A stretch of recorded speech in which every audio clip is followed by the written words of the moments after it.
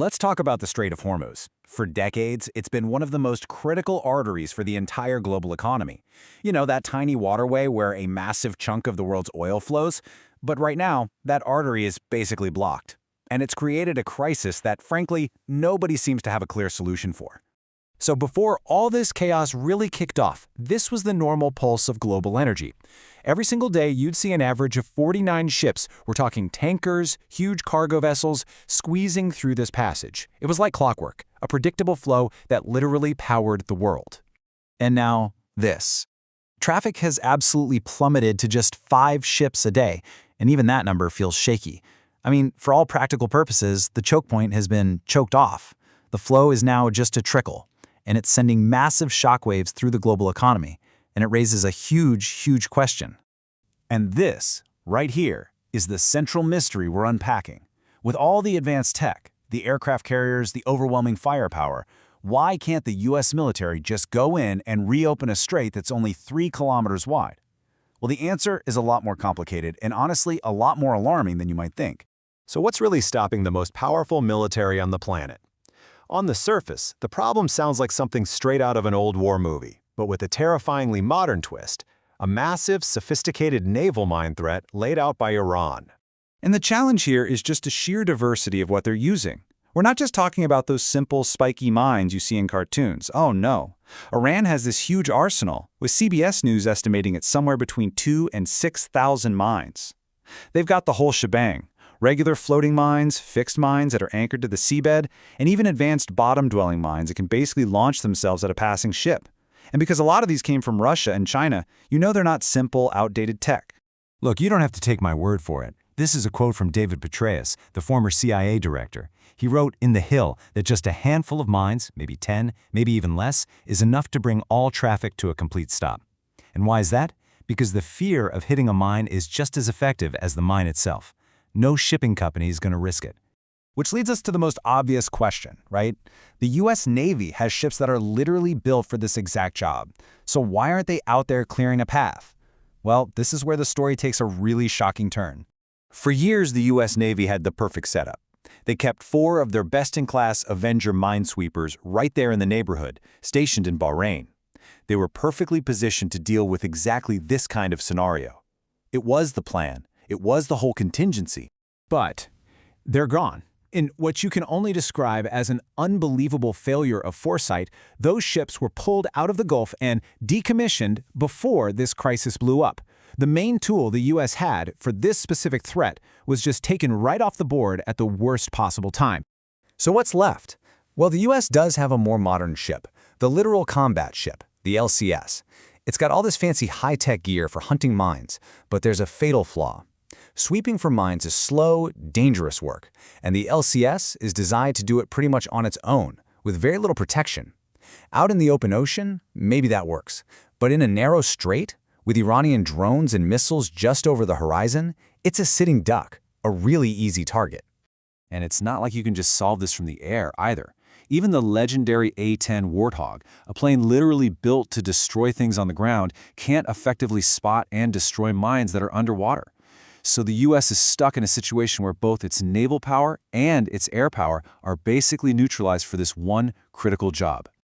This military paralysis has led analysts over at Foreign Policy magazine to argue that we are looking at this all wrong. This isn't a traditional war they're fighting. This is something totally different. It's a war of endurance. So what does that actually mean? Well, in a war of endurance, you're not trying to smash the enemy's army in one big battle.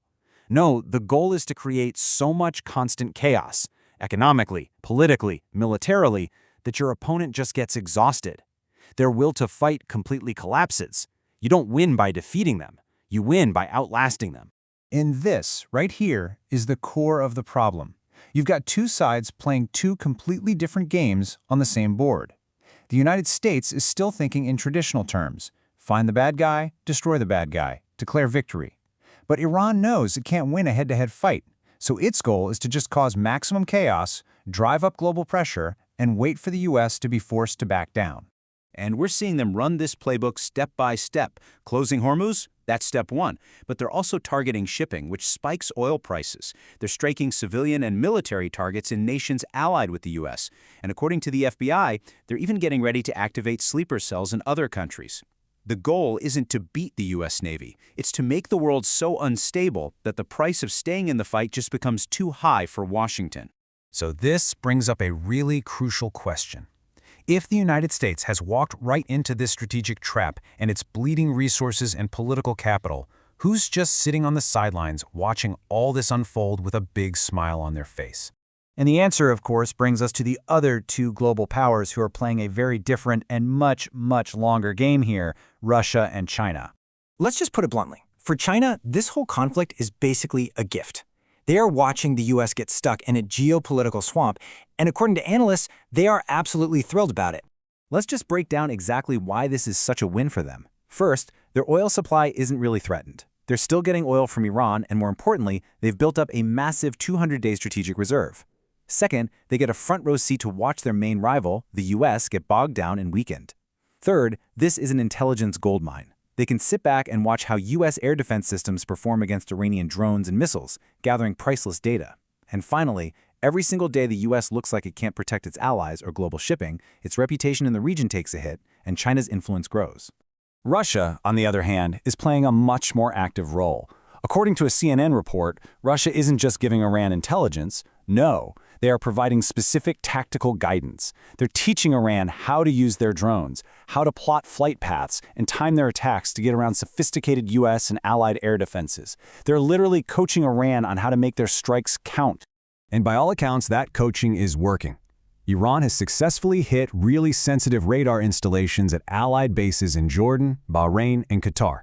And in Israel, they've hit critical sites like Palmachim Air Base, which is a missile testing facility, and Avda Air Base, where they keep advanced F-35 fighter jets. These are not random pot shots. These are precise, strategic hits on high-value targets. So when you put all of these different pieces together, you start to see a really deeply unsettling conclusion about what this conflict actually is and where it's going. Here's the most crucial point. We are watching a new kind of war play out in real time, and neither side has a clear off-ramp. The U.S. can't get that decisive military victory it wants, and Iran's strategy of just creating chaos doesn't have a natural stopping point. They are locked in a very dangerous stalemate. And all of this leaves us with one final, big question to chew on. When victory isn't about destroying armies anymore, but about simply outlasting your opponent, what does it even mean to be the world's most powerful military? In a war of endurance, is power measured in aircraft carriers and stealth bombers, or is it measured in something else entirely?